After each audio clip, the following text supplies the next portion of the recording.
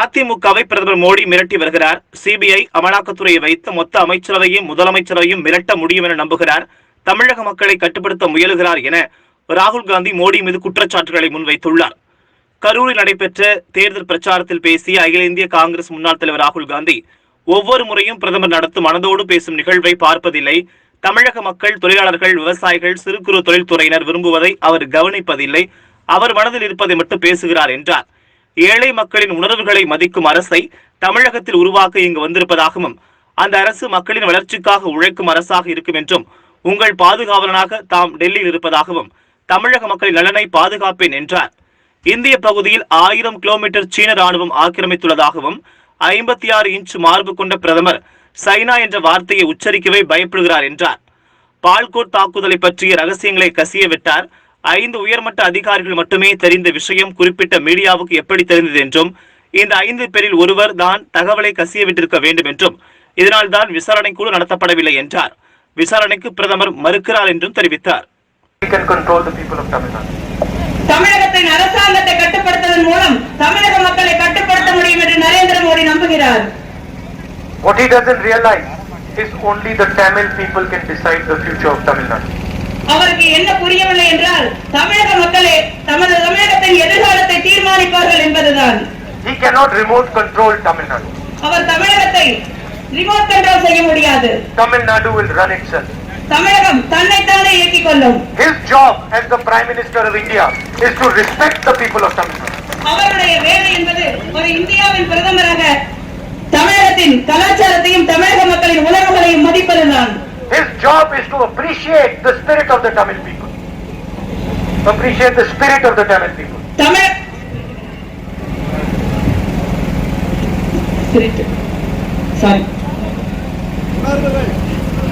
தமிழ் மக்களுடைய உணர்வுகளையும் தமிழக மக்களின் வரலாற்றையும் எழுச்சியையும் மதிப்பதுதான். Every time he says Man Ki Baat, ஒவ்வொரு முறையும் அவர் மனதோடு பேசுகிறேன் என்று சொல்லும் போது,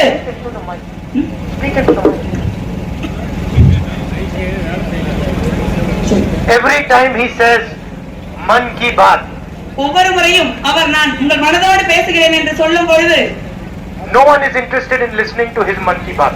யாரும் அவருடைய மனதோடு பேசுகிற நிகழ்ச்சியை கேட்க விரும்புவதில்லை. People are interested in what is the Man Ki Baat of the people of Tamil Nadu. மக்கள் தமிழக மக்களின் மனங்களில் என்ன இருக்கிறது என்பதில் தான் மக்கள் விருப்பமாக இருக்கிறார்கள். What do the Tamil people want? தமிழக மக்கள் என்ன விரும்புகிறார்கள்? What do the laborers want? தமிழகத்தின் தொழிலாளர்கள் என்ன விரும்புகிறார்கள்? What do the farmers want? தமிழகத்தின் விவசாயிகள் என்ன விரும்புகிறார்கள்? What do small and medium businesses of Tamil Nadu want? தமிழகத்தின் சிறு குறு நடுத்தர தொழில்கள் என்ன விரும்புகின்றன? That is what we are interested in.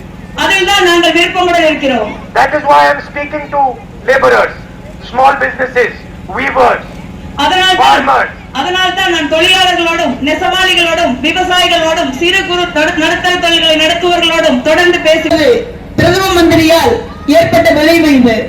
What are these actions? Demonetization, a flawed GST, both designed to destroy the small and medium businesses of this country. என்ன மாதிரியான நடவடிக்கைகள் இது? இந்திய மக்களின் முதுகெலும்பை முறித்த பணமதிப்பு நீக்கம், மிக மோசமாக அமல்படுத்தப்பட்ட ஜிஎஸ்டி, இவை இரண்டும் இந்தியாவின் பொருளாதார கட்டமைப்புகளை உடைத்து நொறுக்குவதற்காகவே கொண்டு வரப்பட்டது. The Prime Minister and the BJP only helped 5 or 6 of their closest industries. பிரதமர் நரேந்திர மோடியும் பிஜேபியும் 5 பெரும் பணக்காரர்களுக்கும் கார்ப்பரேட் முதலைகளுக்கும் மட்டுமே ஆதரவாக ஆட்சியை நடத்துகிறார்கள்.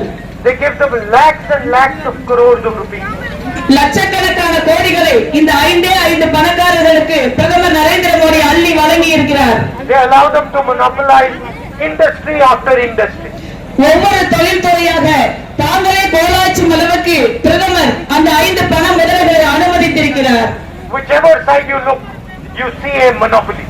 எந்த பக்கம் பார்த்தாலும் ஒருவர்களே கட்டுப்படுத்துகிற பொருளாதாரம் இங்கே இருக்கிறது. A monopoly that harms the interest of the poorest, weakest people in India.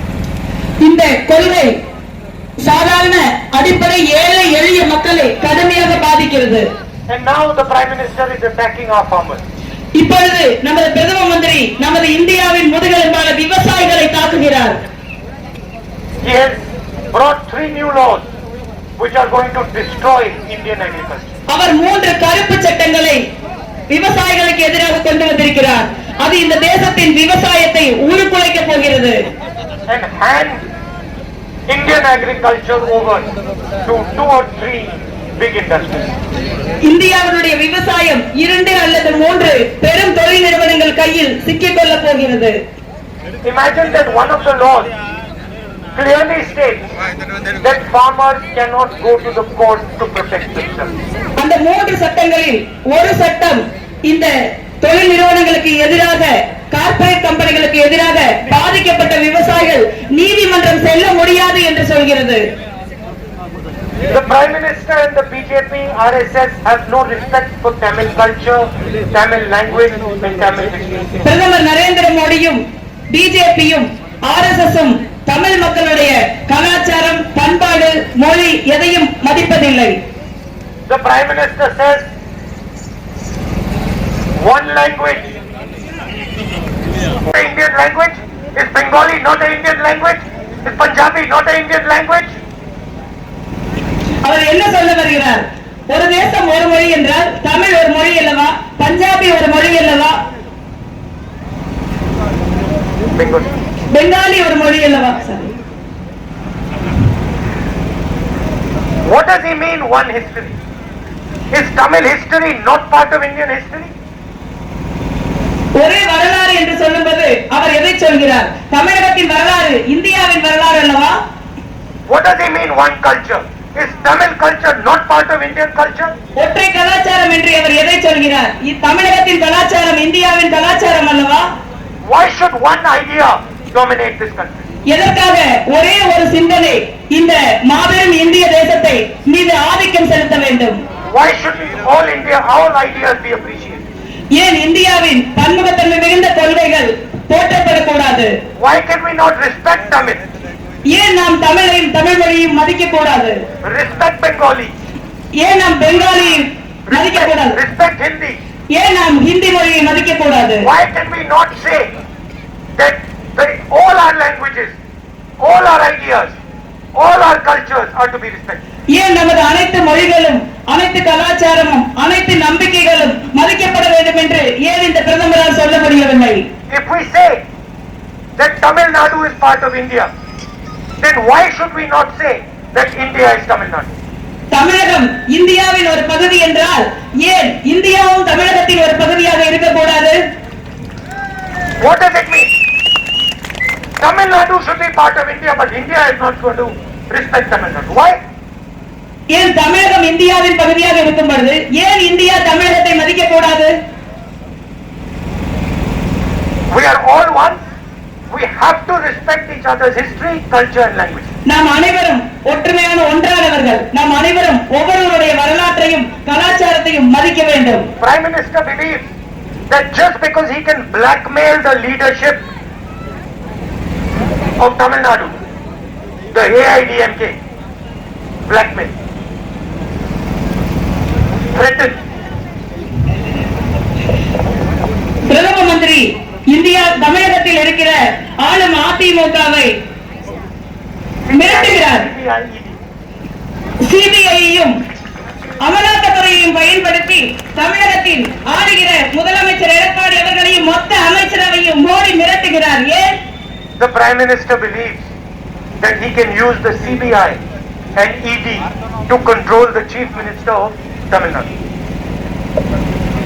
மத்திய புலனாய்வு துறையையும் அமலாக்கத்துறையையும் பயன்படுத்தி பிரதமர் தமிழகத்தை மிரட்ட முடியும், தமிழக அரசாங்கத்தை மிரட்ட முடியும் என்று நம்புகிறார். He believes that